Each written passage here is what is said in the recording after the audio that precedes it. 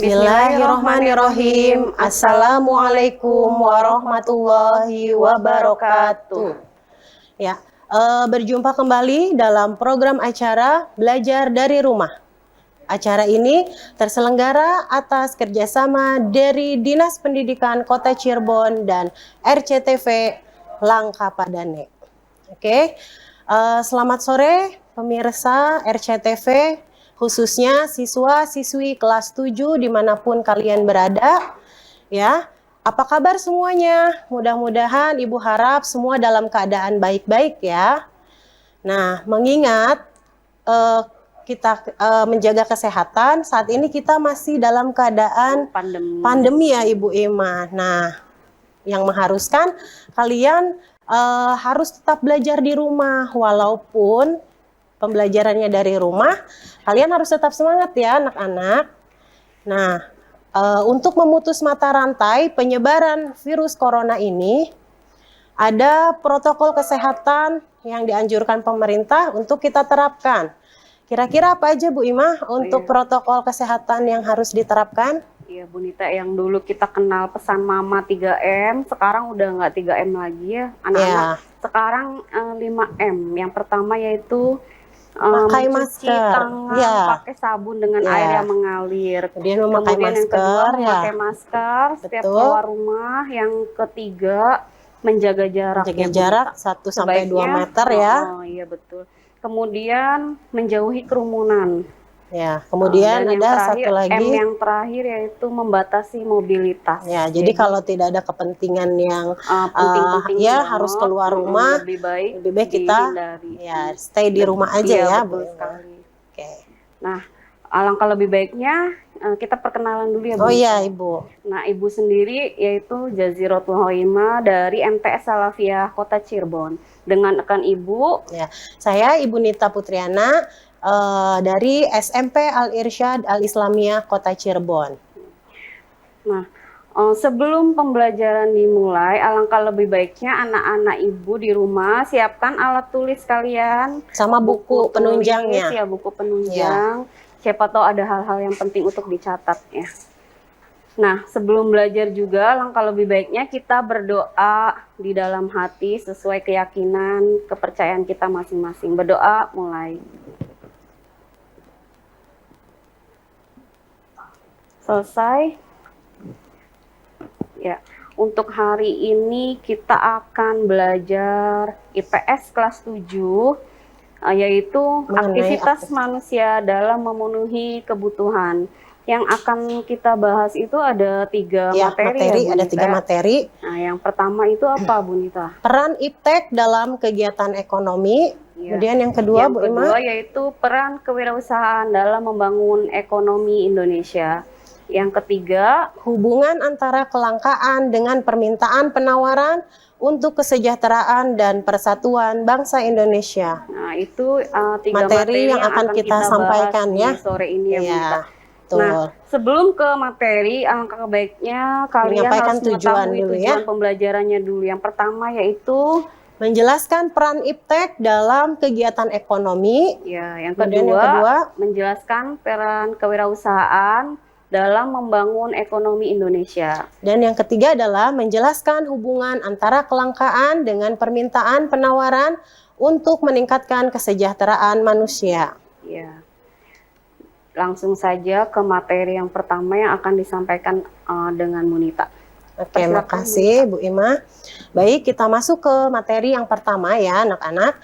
Materi yang pertama itu mengenai peran iptek dalam kegiatan ekonomi. Ya, bisa dilihat di layar kaca anak-anak ya di rumah. Di situ ada gambar mengenai hasil kemajuan iptek ya. Ada smartphone, kemudian ada laptop ya, kemudian ada televisi ya. Di situ contoh dari hasil kemajuan iptek yang mungkin tidak asing lagi ya untuk kalian. Nah, perkembangan iptek itu muncul sebagai akibat berkembangnya kegiatan manusia untuk memenuhi kebutuhan ya. Oke, yang pertama kita akan bahas mengenai ilmu pengetahuan dan teknologi yang sering kita sebut dengan IPTEK ya. IPTEK itu dapat diartikan suatu ilmu yang berorientasi pada pemenuhan kebutuhan manusia. Perkembangan IPTEK dapat memfasilitasi kegiatan usaha semakin lancar sehingga dapat menimbulkan kesejahteraan bagi masyarakat. Oke, untuk selanjutnya.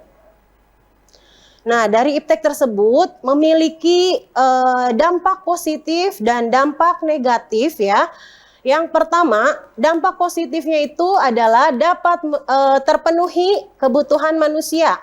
Artinya, bisa mengurangi permasalahan ekonomi yang dihadapi. Mungkin dengan adanya IPTEK ya Bu Imah, kita bisa jualan online gitu ya. Sehingga kita bisa memenuhi kebutuhan ekonomi kita dengan mudah. Bisa memanfaatkan gadget juga Bu. Iya, betul. Nah, yang kedua dampak positifnya adalah dapat membuat segala sesuatu lebih cepat dan mudah. Contohnya misalnya dari mesin-mesin ya Bu Ima. Mesin produksi. Iya, mesin produksi yang ada di perusahaan-perusahaan gitu ya Bu. Sehingga dapat menghasilkan ya, produk yang lebih banyak dan lebih bagus. Ya, Bu. Waktunya juga singkat ya Bu Ima. Terus kalau flashback ke belakang nih Bu. Dulu kalau informasi itu lama nyampenya ya Bu, kayak pakai kurir tukang pos ya Bu. Kalau sekarang kan udah pakai handphone aja udah cepat terima informasi ya Bu. Nah, dampak yang ketiga itu adalah dapat mempermudah untuk memperluas informasi tadi dari internet ya Ibu. Mungkin kita dapat memudahkan dapat informasi yang seluas-luasnya dari internet gitu ya. Kemudian yang keempat, dampak positifnya adalah menambah wawasan pengetahuan. Dari internet juga mungkin anak-anak bisa lebih mudah belajar, mencari sumber-sumber pembelajaran lain. Jadi tidak hanya dari buku, sumber pelajaran yang dari sekolah aja. Tidak hanya dirasakan oleh siswa ya Bu. Saya sebagai ibu-ibu rumah tangga juga kalau nyari resep masakan itu dari internet ya Ibu. Ya, jadi punya dampak positif ya. Kemudian kita lanjut ke dampak negatif ya. Dampak negatif yang pertama adalah mempengaruhi pola pikir masyarakat yang negatif jika informasi yang diperoleh itu melalui internet isinya tentang hal yang bersifat negatif. Jadi bagaimana kita bisa memilah informasi ya Ibu ya. Kalau informasi yang kita dapatkan itu dari internet yang kurang baik berarti akan berdampak negatif gitu ya. Kemudian yang kedua adalah dapat menyebabkan polusi dari hasil IPTEK. Contohnya kendaraan bermotor. Semakin banyak kendaraan bermotor digunakan oleh masyarakat, maka akan berdampak pada polusi udara juga polusi pabrik Bu. Ya, polusi pabrik juga nanti bisa sebagai dampak negatifnya ya. Yang keempat itu dapat menimbulkan kerusakan, misalnya kerusakan lingkungan. Nah, dengan adanya pabrik-pabrik yang berdiri banyak ya, sehingga bisa mencemari lingkungan ya dari limbahnya. Kemudian dampak negatifnya adalah dapat membuat orang semakin malas. Contohnya misalnya siswa-siswi yang harus setiap saat itu megangnya handphone aja ya Bu Ima. Lupakan kewajibannya sebagai seorang pelajar. Anak-anak di rumah seperti itu enggak? Enggak ya Bu Ima, semoga ya. Semoga enggak ya. Ya, memanfaatkan gadgetnya itu untuk menambah wawasan, pengetahuan dan informasi ya. Oke. Yang terakhir ya, selanjutnya dapat menimbulkan kerusakan, misalnya kerusakan lingkungan tadi ya dengan adanya mesin-mesin pabrik sehingga banyak perusahaan gitu ya dan menyebabkan limbah mencemari lingkungan. Juga kerusakan lingkungan, alih fungsi lahan Bu. Misalnya contohnya sawah dijadikan mall, gedung-gedungnya seperti itu. Nah, itu dampak negatif kembangan IPTEK. Ya, selanjutnya yaitu peran IPTEK dalam menunjang kegiatan ekonomi. Nah, untuk selanjutnya Ibu akan menjelaskan tentang peran IPTEK. Apa sih peran IPTEK dalam menunjang kegiatan ekonomi? Nah, untuk kegiatan ekonomi itu sudah pernah dibahas ya di pertemuan sebelumnya. ingat-ingat lagi apa aja kegiatan ekonomi, ada 3 ya. Yang pertama adalah produksi. Nah, untuk kegiatan ekonomi yang kedua adalah distribusi dan yang ketiga adalah konsumsi ya. Jadi itu ada 3 kegiatan ekonomi. Baik, akan Ibu bahas yang pertama yaitu produksi. Seperti yang telah ditayangkan, di situ ada gambar ya, mesin pembuat sepatu. Nah, itu hasil dari kemajuan iptek. Nah, dari iptek itu dapat menunjang kegiatan produksi, terutama kebutuhan akan mesin-mesin produksi, bahan baku untuk produksi, dan bahan penolong untuk produksi. Ya, dari mesin itu membantu sekali ya Bu Ima untuk kegiatan produksi ya. Tadi kuantitasnya lebih banyak yang dihasilkan, lebih rapi ya. Seperti itu. Kemudian yang kedua itu adalah distribusi.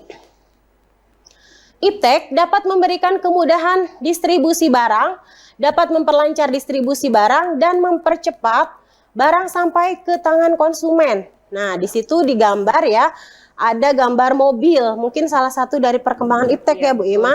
Ya, dengan adanya mobil tersebut memudahkan sekali barang itu dari produsen ke konsumen ya.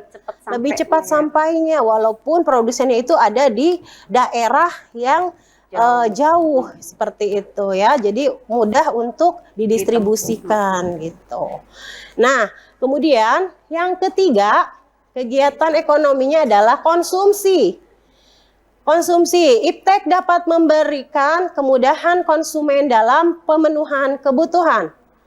Konsumen dapat cepat dan mudah memperoleh barang yang dibutuhkan. Seperti yang ada di contoh ya Ibu Ima, di gambar itu ada online shop ya, yang dari gadget atau dari laptop ya, bisa diakses.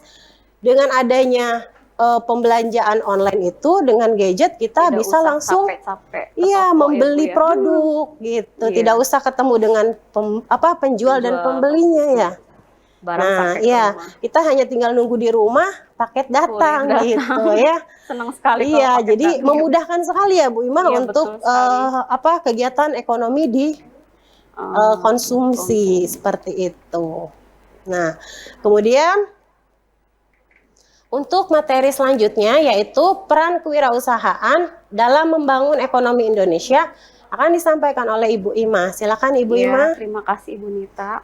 Materi yang kedua, anak-anak tetap semangat ya di rumah, walaupun belajar di rumah tetap semangat ya. Nah, materi yang kedua yaitu peran kewirausahaan dalam membangun ekonomi Indonesia. Nah, seperti yang kita ketahui bahwa kebutuhan manusia itu sangat banyak dan bervariasi ya. Tentu saja harus diikuti dengan kemampuan pengusaha untuk membuat hasil produksi yang lebih bagus dan kreatif ya. Nah, apa sih kreativitas itu? Nah, yang pertama, kreativitas itu adalah kemampuan seseorang untuk melahirkan sesuatu yang baru, baik berupa gagasan maupun karya nyata yang relatif berbeda dengan yang ada sebelumnya. Seperti contoh yang ada di gambar ya Bu Nita, itu gambar apa menurut Ibu Nita? Itu robot ya, miniatur robot. Itu karya dari seseorang yang berjiwa kreatif, menggunakan barang bekas ya, kardus sepertinya ya Bu Ima ya, mengolah barang bekas sehingga bisa menjadi produk karya indah dan yang mungkin nanti punya nilai jual. Seperti itu. Itu merupakan pengertian ya dari kreativitas. Nah, sekarang ini harus punya jiwa kreatif ya Bu ya. Seperti memanfaatkan yang sedang tren masa kini. Contohnya seperti minuman kopi yang sedang tren ya Bu ya. Nah, itu bisa digunakan untuk jadi peluang usaha ya. Peluang usaha, berwirausaha. Kemudian ada juga yang memanfaatkan dari tayangan televisi seperti tayangan Upin Ipin, tayangan anak-anak ya Bu ya. Nah, itu dari tayangan tersebut bisa dimanfaatkan bagi para produsen untuk membuat boneka, ada yang juga gambar Upin Ipin di kaos atau bajunya. Ya, lebih kreatif ya, Bu. Di tas atau di buku-buku dan lain-lainnya. Jadi kita itu dituntut untuk punya jiwa kreatif. Kreativitas. Nah, kapan sih Bu seseorang dikatakan kreatif? Ada 9 ya Ibu Iya, ciri-ciri iya, dari betul. seorang itu bisa dikatakan kreatif ya. Jadi seseorang itu dikatakan kreatif pada saat manusia mempunyai ciri-ciri sebagai berikut. Yang pertama, bersifat ingin tahu. Jadi Dia selalu ingin tahu ya apa yang sedang tren ya, saat ini. mencari tahu selalu supaya bisa mengembangkan produk yang ada. Kemudian yang kedua, sering mengajukan pertanyaan yang baik. Nah, yang ketiga, banyak gagasan dan usul-usul terhadap suatu masalah. Yang keempat, mampu menyatakan pendapat secara spontan tanpa malu-malu. Ya, jadi punya pikiran percaya yang diri, kritis ya Bu ya. Terus dia juga berani mengemukakan pendapatnya tanpa malu-malu. Iya, betul. Kemudian tidak mudah terpengaruh orang lain. Jadi teguh pendiriannya ya, nggak terbawa arus orang lain seperti ini harus seperti ini gitu, enggak ya Bu. Kemudian mampu mengajukan gagasan pendapat yang berbeda dengan orang lain. Jadi nggak mau tampil beda dia ya. Itu ciri dari seorang yang kreatif. Kemudian mempunyai kebiasaan belajar sendiri. Jadi mandiri ya Bu ya. Iya. Kemudian belajar dari kegagalan. Walaupun pernah gagal, dia tetap mencoba lagi untuk mencoba. Ya. Kemudian belajar dari pengalaman orang lain. Ya. Jadi dari pengalaman orang lain itu kita bisa mengambil hal-hal yang baiknya ya.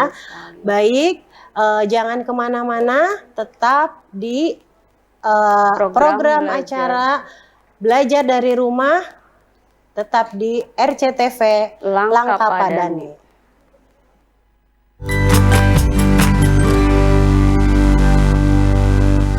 Kembali lagi bersama kami di program acara belajar dari rumah kerjasama dari Dinas Pendidikan Kota Cirebon dan RCTV Langka Padani. Ya, anak-anak masih semangat ya. Walaupun niatkan di hati kalian untuk belajar hari ini, walaupun sore hari. Nah, dari ke-9 ciri-ciri orang kreatif tadi, mestinya anak-anak di rumah mempunyai ciri-ciri, salah satu ciri-ciri di atas ya. Mulailah dari sekarang untuk menanamkan sifat kreatif, karena yang namanya nasib tuh nggak tahu ya Bu Nita. Iya, ada yang bisa melanjutkan sampai ke jenjang lebih tinggi, ada juga yang putus sekolah. Kalau kalian punya jiwa kreatif, bisa jadi seorang wirausahawan yang sukses ya Bu. Sehingga dapat menciptakan produk dan membuka lapangan pekerjaan. Iya, betul. Nah, sekarang inovasi. Apa sih inovasi itu ya? Kita harus menyadari bahwa tantangan hidup di masa yang akan datang itu sangatlah berat ya Bu Nita. Maka harus dihadapi dengan kreativitas dan inovasi. Nah, apa sih inovasi itu anak-anak? Inovasi adalah penciptaan atau penemuan yang merupakan hasil penelitian atau eksperimen. Nah, pengusaha yang sukses itu selalu melakukan inovasi bagi perkembangan perusahaannya. Supaya nggak bosen ya Bu, jadi nggak barangnya itu-itu aja. Dengan produknya, kemudian dapat mengembangkan usahanya, dan perusahaannya juga nggak mudah gulung tikar ya Bu. Iya, betul. Ya. Kemudian perusahaan itu akan menghasilkan produk baru untuk mengikuti perkembangan sesuai selera konsumen juga ya Bu. Kalau nggak mengikuti selera konsumen, maka produknya tidak akan disukai dan diminati di pasaran. Contohnya kayak sekarang yang lagi menjamur itu kayak coffee shop ya Bu. Jadi banyak sekali sekarang itu bisa menjadi peluang usaha ya. Nah, sekarang apa sih tujuan perusahaan melakukan inovasi? Yang pertama itu membuat desain dan model yang menarik sesuai konsumen. Jadi desainnya, modelnya itu harus menarik ya, supaya banyak konsumen yang meminati produk yang kita buat. Betul sekali. Kemudian yang kedua, menghasilkan barang yang berkualitas bagus. Kalau barangnya tidak berkualitas bagus, maka konsumen males untuk membeli produknya, ya nggak Bu? Betul. Kemudian yang ketiga, membuat nyaman dan memberikan kepuasan pada konsumen. Jadi emang wajib ya Bu ya, kalau ke konsumen itu harus memberi rasa puas akan produknya. Ketika membeli dia merasa puas dan nyaman menggunakannya gitu. Betul. Jadi nanti si konsumen itu bakal kembali lagi ya untuk membeli produk yang kita jual. Kemudian mempunyai ciri khas dari produk-produk dari ini juga perusahaan penting lain. ya Bu Ima. Harus beda sendiri. Iya, harus beda dari yang pesaing kita gitu, supaya ketika punya ciri khas. Orang tersebut ingin membeli produk kita, oh iya yang ini sih ciri khasnya seperti ini produknya, ya mudah diingat sama konsumen. Kemudian tujuan yang kelima yaitu produk memiliki daya guna dan serbaguna. Jadi kalau produknya tidak ada daya guna, ngapain dibeli? Iya, nanti orang mikir-mikir mau belinya ya nggak. Kemudian yang terakhir, menghasilkan produk dengan harga yang bersaing. Harga itu muncul ketika ada kualitas ya, semakin kualitasnya bagus, harganya juga bisa bersaing dengan para kompetitor di luar. Nah, peran yang kedua yaitu kewirausahaan ya.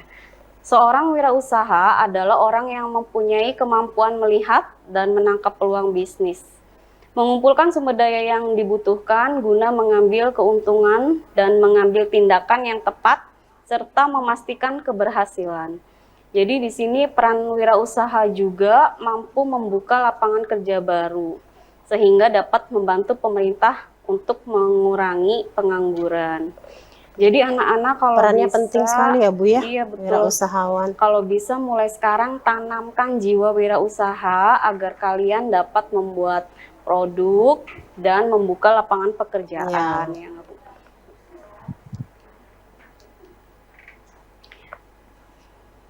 Yep. Ciri-ciri apa sih ciri-ciri manusia wirausaha itu? Yang pertama ada 5 ya Bu ya, ciri dari manusia wirausaha. Yang pertama mempunyai kepribadian yang kuat. Jadi biasanya dia itu bermoral tinggi ya, dan takwa, taat kepada Tuhan yang Maha Esa. Kemudian memiliki sikap mental seseorang wira swasta ya Bu. Contohnya seperti dia punya rasa tanggung jawab ya. Sekali. Kemudian mampu mengembangkan usaha untuk memenuhi kebutuhan hidupnya ya. Jujur juga ya Bu ya, itu merupakan sikap mental seorang dari wira swasta. Yang ketiga, memiliki kepekaan terhadap arti lingkungan. Jadi dia peka terhadap lingkungan. Contohnya ada di sebelah ya Bu ya. Dia memanfaatkan barang bekas ya, dari bekas kaleng minuman ya, bisa menjadi suatu produk ya, miniatur ya, berguna, mungkin nilai bisa guna dan ada punya nilai jual. Ya, betul. Kemudian yang keempat, memiliki keterampilan wira swasta. Jadi dia itu harus terampil dalam memimpin, terampil dalam manajerial juga ya Bu ya. Kemudian terampil dalam mengembangkan usahanya ya Bu ya. Itu. Kemudian yang kelima, memiliki kemampuan untuk mencari informasi, khususnya informasi yang sedang tren ya, harus jangan ketinggalan ya Bu ya. Iya. Materi yang ketiga akan disampaikan oleh Ibu Nita kembali. Ya, terima kasih Bu Ima. Nah, kita lanjutkan. Materi selanjutnya adalah hubungan antara kelangkaan dengan permintaan penawaran untuk kesejahteraan dan persatuan bangsa Indonesia. Ya, di sini sudah ada ya di gambar terlihat mengenai kelangkaan ya Bu Ima di situ. Betul. Yang pertama itu kelangkaan masker ya, seperti ya yang terjadi ketika awal pandemi. Di situ orang berebut-rebut ya, untuk mendapatkan punya masker, masker ya. Sedangkan persediaan maskernya terbatas ya. Jadi terjadilah kelangkaan ya. Kemudian gambar yang kedua di situ ada kelangkaan gas LPG 3 kg ya. Di situ terlihat ya ibu-ibu sedang mengantri untuk mendapatkan gas LPG yang 3 kg. Kemudian yang satu lagi, gambar yang ketiga adalah kelangkaan premium ya. Premiumnya habis ya. Karena harganya murah ya, Ya sehingga mungkin rebutan. ya orang ingin mendapatkan premium tapi ketersediaannya lagi-lagi terbatas ya. Oke, untuk selanjutnya. Nah, kita akan bahas apa hubungannya kelangkaan dengan permintaan penawaran. Kira-kira ada hubungannya nggak Bu Ima? Pasti ada ya Bu ya. Pasti ada ya Bu Ima. Nah, sebelum kita membahas apa hubungannya, di sini kita akan bahas dulu apa itu kelangkaan. Ya, kelangkaan itu merupakan persoalan dasar ekonomi yang dikarenakan kebutuhan manusia yang tidak terbatas, sedangkan ketersediaan alat pemenuhan kebutuhan terbatas. Seperti yang tadi sudah kita contohkan di awal ya Ibu Ima mengenai kelangkaan masker. Tadi ya. Nah, kelangkaan masker itu terjadi ketika persediaannya itu terbatas sedikit tapi permintaan atau peminatnya itu lebih banyak, maka terjadilah kelangkaan seperti itu ya. Nah, di sini ada faktor-faktor penyebab kelangkaan. Ada 4 faktor yang menyebabkan kelangkaan. Yang pertama, perbedaan letak geografis. Yang kedua, pertumbuhan jumlah penduduk. Yang ketiga, kemampuan produksi yang kurang. Dan yang keempat, perkembangan teknologi yang tidak merata. Nah, Ibu akan jelaskan satu persatu mengenai apa saja faktor penyebab kelangkaan. Kita bahas yang pertama ya, tadi ada perbedaan letak geografis. Nah, untuk perbedaan letak geografis di sini sumber daya alam di Indonesia itu ya Bu Ima berbeda-beda. Ada daerah yang subur dan ada yang kurang subur sehingga menghasilkan sumber daya alam yang berbeda-beda ya. Ketika di sumber daya yang kurang subur, misalkan beras ya. Nah, di situ sedikit produk yang dihasilkan. Sedangkan orang-orang membutuhkan membutuhkan beras banyak. Nah, maka terjadilah kelangkaan. Kemudian yang kedua adalah pertumbuhan jumlah penduduk. Untuk pertumbuhan jumlah penduduk di sini pertumbuhannya lebih cepat ya dibandingkan dengan ketersediaan dari produknya. Maka terjadi kesenjangan ya di situ untuk antara ketersediaan barang dengan permintaan atau kebutuhan dari produk tersebut. Kemudian yang ketiga, kemampuan produksi yang kurang. Nah, dari produksinya yang berkurang, artinya produk yang dihasilkan juga sedikit, ya, sehingga tidak bisa memenuhi kebutuhan dari orang-orang yang memerlukannya karena ketersediaan produknya hanya sedikit ya Bu Ima, jadi terjadilah kelangkaan seperti itu.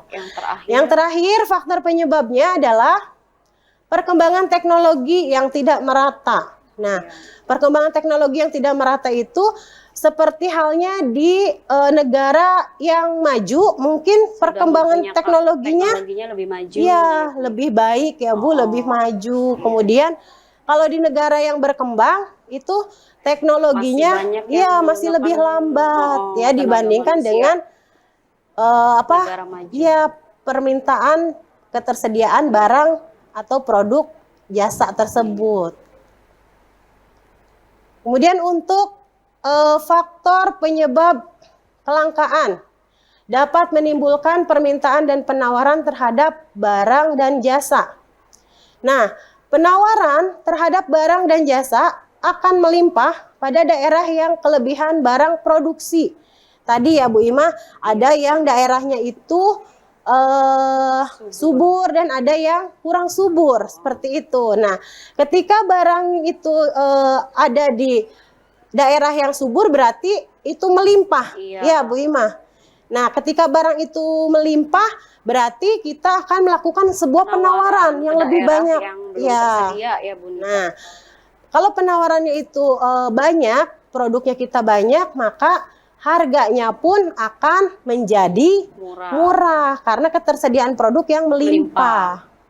Kemudian Untuk daerah yang kekurangan sumber daya akan mengakibatkan kelebihan permintaan, sehingga harga pada daerah yang kekurangan akan menjadi lebih mahal. Sebaliknya ya, Iya, betul. tadi ketika produknya itu melimpah berarti harganya akan murah. Iya, betul. Tapi ketika terjadi kelangkaan, produknya itu sedikit tapi permintaannya itu lebih banyak, itu artinya harganya bisa lebih mahal ya. Bisa dicontohkan Bu, contohnya seperti apa? Misalkan di Jawa Barat melimpah akan berasnya ya Bu, Iya, seperti betul. beras Cianjur ya Iya. Kak. Kemudian ditawarkan ke daerah lain yang kurang subur Iya. akan beras ya Bu ya. Nah, untuk mengatasi kelangkaan tadi ya Bu ya, kelebihan penawaran pada daerah yang kelebihan sumber daya alamnya dan kekurangan pada daerah yang kurang sumber dayanya, maka harus dilakukan distribusi barang dan jasa. Ya, jadi supaya tersebar rata ya Bu ya. Agar Walaupun yang daerah merasakan itu dapat enggak merasakan ya Bu ya. menghasilkan beras dengan kualitas bagus, daerah Iya. itu pun bisa merasakan Menikmati, gitu, menikmati beras dengan kualitas yang Iya, bagus betul ya. sekali. Kemudian apa sih distribusi itu ya? Distribusi itu adalah kegiatan menyalurkan barang dari produsen ke konsumen baik secara langsung atau tidak langsung. Seperti yang anak-anak lihat pada gambar di sampingnya, yaitu bahwa ada kendaraan truk mengangkut sayur mayur untuk didistribusikan ke daerah yang belum tersedia sayur mayur ya. Iya. Dari kegiatan distribusi kemudian disalurkan kemana ya? Distribusi itu disalurkan ke pasar. Ada kaitannya ya Bu Ima Iya, ada antara kaitannya. distribusi dengan pasar gitu. Nah, kaitannya apa? Ya, sesuai dengan fungsinya bahwa pasar itu merupakan tempat promosi ya nggak Bu Nita? Iya, buat distribusi itu, sama bisa melakukan pembentukan harga. Jadi pasar itu merupakan tempat atau lembaga untuk mendistribusikan barang dan jasa dari produsen ke konsumen ya.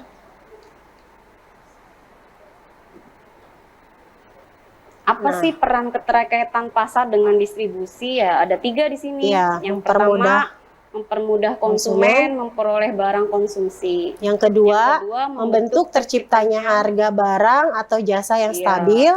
Yang ketiga adalah produsen akan mempertahankan keuntungan dan penjualan produk. Nah, sekarang apa sih peran pasarnya, Bu? Ya, peran pasar bagi produsen dapat menawarkan hasil produksinya di pasar. Karena sebagai tempat promosi ya, Bu. Ya, kalau bagi konsumen dapat mempermudah mendapatkan barang yang dibutuhkan. Nah, bagi pembangunan dapat mendorong pembangunan daerah dan dapat menambah pendapatan negara. Ya, dan bagi sumber daya manusia yaitu dapat mengurangi pengangguran ya Bu Ima. Nah, kita sudah selesai menyampaikan materi ya Bu Nita. Ya. Kita alangkah sebaiknya menyimpulkan materi hari ini Bu. Kesimpulannya adalah iptek dapat diartikan suatu ilmu yang berorientasi pada pemenuhan kebutuhan manusia. Yang kedua adalah peran iptek dapat menunjang kegiatan ekonomi bagi Indonesia ya, yaitu kegiatan ekonomi, produksi, distribusi, dan konsumen. Baik, cukup ya untuk pembelajaran hari ini ya Bu Ima, ucapan terima kasih kepada Dinas Pendidikan Kota Cirebon dan RCTV ya untuk terselenggaranya acara ini. Mohon maaf jika kami ada salah kata dalam penyampaian materi ya Bu ya. Ya, terima kasih juga untuk siswa-siswi yang telah menyaksikan acara Jangan ini. Jangan lupa mengisi link yang akan dikirim oleh guru kalian masing-masing. Nanti akan dikirim.